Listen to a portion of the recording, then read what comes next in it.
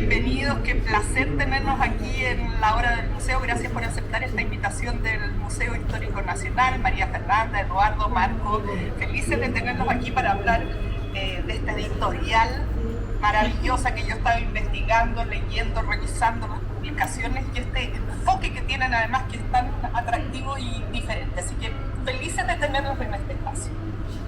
Sí, Rocío, bueno, yo también muy agradecido de tu acogida a través también de María Fernanda, que es nuestra periodista encargada de los distintos proyectos, y a Marco, por supuesto, que también nos acompaña haciendo las presentaciones en el Museo Funk.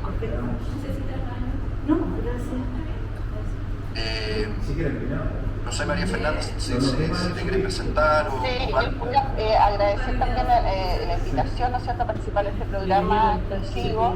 Me parece que hay pocas instancias hoy de conversación también un poco más profunda sobre ciertos temas, que me parece súper interesante. Y bueno, en esta ocasión venimos acá a presentar las novedades editoriales, ¿no es cierto?, de Rapa Nui Press para el 2026. Rapa Nui Press ya nos va a contar más. Eduardo tiene una historia muy interesante.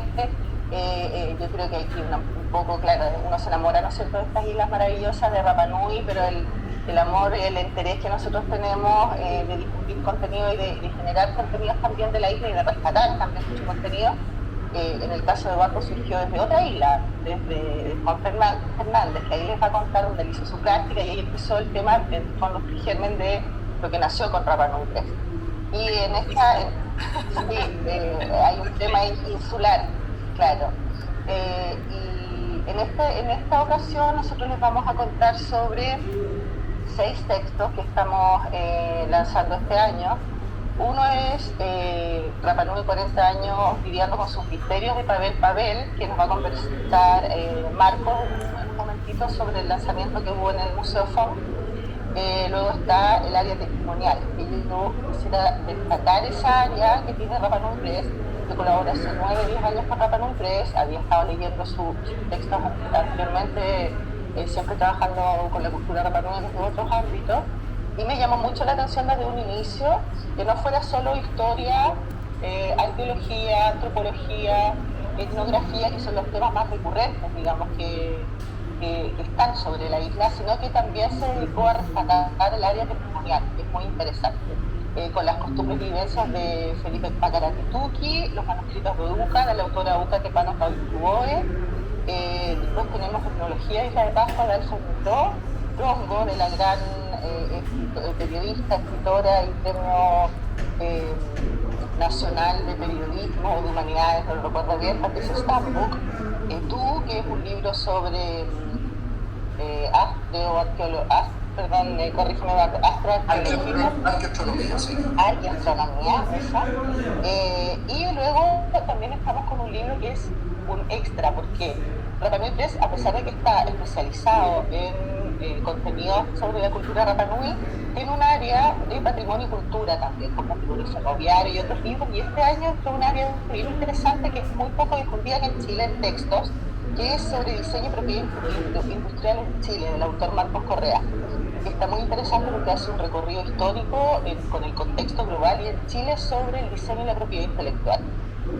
Entonces, en este momento sería interesante a lo mejor que Marcos nos contara un poco más sobre Pavel Pavel, este conocimiento que hubo y lo interesante de este texto también, porque se remonta también a procesos históricos recientes de la isla. Sí, muchas gracias. Bueno, primero agradecer a la hora del museo. Yo soy seguidor del programa, realmente cuesta encontrar espacios como este.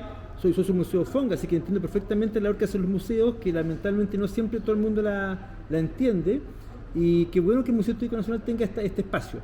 Respecto a la obra de Pavel, realmente es impresionante que una persona que atraída, como mucha gente, por el misterio de Rapa Nui, aprovecha su condición de ingeniero, de persona curiosa por la mecánica de las cosas, para percatarse cómo hacían los traslados los Moai y cómo se percata un detalle que había pasado desapercibido para el resto del mundo, que era la base de los Moai. Y encuentra que en la geometría, en la forma de la base, en la economía de la base, ahí estaba la respuesta. Y él desarrolla una propuesta, la practica en su pueblo natal, conversa con amigos, todavía está el museo, el Moai de prueba en ese lugar, practica con gente y escribe a Thor Heyerdahl, a quien le explica lo que ha avanzado en este tema Y Trojillas lo invita a la isla y prueban con la gente de Rapa Nui con un Moai de verdad y lo hacen caminar.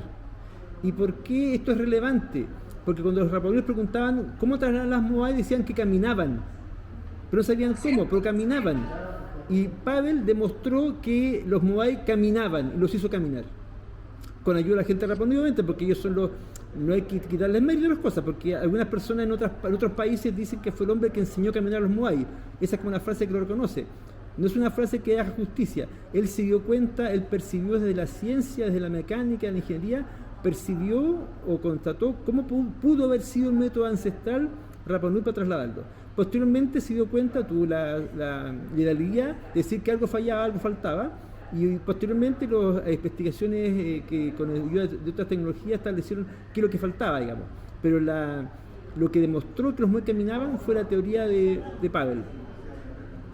Y Marco, ¿nos puedes contar un poquito más de esto? Porque, claro, hay tanto que se dice de la isla de Pascua que definitivamente hay que ir. Yo he ido muchas veces, es un lugar fascinante, yo siento que se ama o se odia, uno conecta o no conecta, pero siguen todo el tiempo apareciendo más misterios y los Moai siguen siendo algunos de los patrimonios más misteriosos del mundo. Por eso también reciben tantos turistas en busca de este tesoro patrimonial. ¿Cómo cambian las cosas de investigación que ustedes publican? Y cuéntanos un poquito más de cómo es este caminar, porque sí. Bueno, los que no han estado ahí, les contamos que hay una cantera, una ladera de un volcán de donde se hacían los Moai, se tallaban desde ahí. Sí. Bueno, como tú explicaste al principio, yo ahora tengo que estar en una reunión acompañando a unas personas Rapa Nui con la ministra de Bienes Nacionales por un tema de tierra, justamente en la isla, la propiedad de la tierra.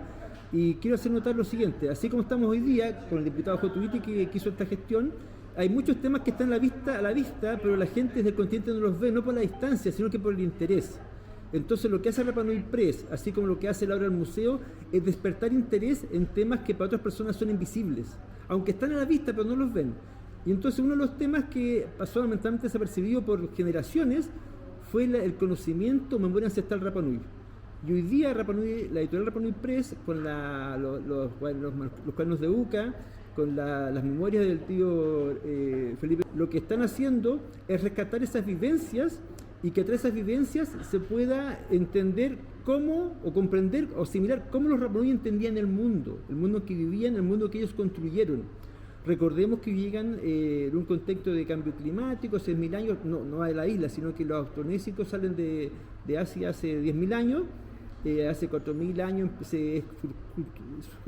surge la cultura de la pita en lo que es la Polinesia hoy día, sentido con Polinesia, y hace 1.000 años llegan a la isla de Pascua, Rapa Nui, y han estado totalmente aislados. En su mitología las islas se habían hundido la tierra. La única tierra que podían ver, aparte de su isla, era la luna, no había otra cosa. Hay un trabajo de Alberto Otus sobre ese tema, de que la única tierra que creían que existía era la luna, no en su planeta. Y lo que hacen las memorias de Uca, de Felipe y de otros que Rapa Nui se está difundiendo, es poder entender ese mundo. Hoy día, disculpen que haga alguna relación personal, estoy haciendo mi tesis de grado magíster sobre el tema sobre los corazones, la incorporación de la Pascua. Además participo como investigador de la Universidad de los Andes en un Fondesit sobre los contactos en la Polinesia. Y las memorias, por ejemplo, de Felipe, que lo acaba de publicar el texto el año pasado, él cuenta una versión que no se conocía de cómo su abuelo, Nicolás Pacarati, que fue el catequista de la isla, casado con una señora Mangareva, se conocieron.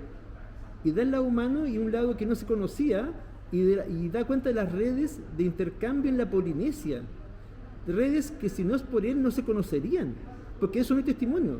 Como los Rapa Nui que se emigraron de la isla en 1831, cuando es lo que se llama la diáspora, los Sagrados Corazones, cómo ellos se conectan hasta el día de hoy con Tahiti, con su familia Anfaá, eso no está escrito en ninguna parte. Si Rapa Nui Press no presta atención a estos testimonios y no los publica, los historiadores como los que estamos investigando estos temas no lo podríamos tener alcance a esta información. Cierto, tremendo trabajo que están haciendo ustedes y como decíamos, de repente por la lejanía y de repente también por el interés, quedan estos temas ahí sin darse a conocer y nos llenamos de estos misterios que son tan fascinantes también. Es interesante lo que dice Marcos también respecto de que en el fondo mucha de la tradición oral Rapa Nui, que habla de esto que los Moai, cómo hicieron mover los Moai caminaban, claro, a distancia, con las cuerdas, esta teoría que trabajó Pavel, de ir balanceando en el fondo, por eso la base, ¿no es cierto?, del Moai, para que se pueda ir balanceando, claro. Entonces luego también esto de la tradición oral, que parece una metáfora, se va comprobando científicamente en estudios y en teorías, ¿no es cierto? Entonces es interesante este cruce de que finalmente lo que ellos dicen como una metáfora, claro, a distancia puedes ir viendo que hay una piedra, un coloso, ¿no es cierto?, de piedra avanzando, pero es interesante este cruce finalmente de la etnografía, de la ciencia, de la arqueología, de la antropología, donde se van cruzando distintas disciplinas hoy y se va rescatando memoria también, que es bastante interesante. Yo no sé, Marcos, si es que tú quieres aportar algo más, como se edita, algo más sobre el Pavel, a lo mejor un poco como una pequeña reseña del autor, el nombre, su origen y tal. Pavel es un ciudadano de la República Checa. Él, como contaba, se percató en su juventud, tuvo acceso a un libro sobre Isla Pascua, eso lo motivó, pero era una curiosidad. Cuando los jóvenes antiguamente leían más que ahora, las cosas tenían que leer una parte y los más se imaginaban, no veían todo, digamos. Entonces, por eso fue el formato radio, porque el formato radio o formato podcast te mantiene la imaginación abierta también. Eso es bueno, no te canaliza todo, te permite espacio de creación e interpretación. Bueno, y él, con su habilidad como ingeniero, con el interés por los problemas mecánicos, logró establecer esto, su interés por conocer la tradición, a lo que hablábamos. De esto también tiene que ver, aprovecho de comentar lo que dice Fernanda, con que en su momento se descubrió, aunque no está en el libro de él, pero es un dato muy claro, cuando se encuentran unos restos de coral oxidado en Anaquena, y se establece después que era un ojo de Moai. Y eso establece porque el arqueólogo a cargo de la investigación durmió con la pieza a su costado, la pieza arqueológica, pensando qué podría ser, siguiendo una tradición muy antigua de los Rapa Nui de apoyar de almohada lo que quieren saber, y se acuerdan de la tradición de los Aringa ahora, los rostros vivientes. Y claro, los Moai que están empotrados, que están en su lugar definitivo, tienen tallado cavidades oculares, y los que están en tránsito no las tienen. Y así se descubre cuál es el sentido de esa piedra. Era el Aringa ahora, que describía la tradición Rapa Nui. Y Pavel hizo este ejercicio en la República Checa, y hay unas imágenes que yo los compartí, ojalá se pudieran compartir en la página del museo, de cómo él hizo la explicación en terreno, allá en la isla, con Thor Heyerdahl, y posteriormente otras personas han practicado esto y han logrado hacer con réplicas de Moai, obviamente, estos traslados. Y realmente caminan, como decía Fernanda, tú los ves caminar. Impresionante.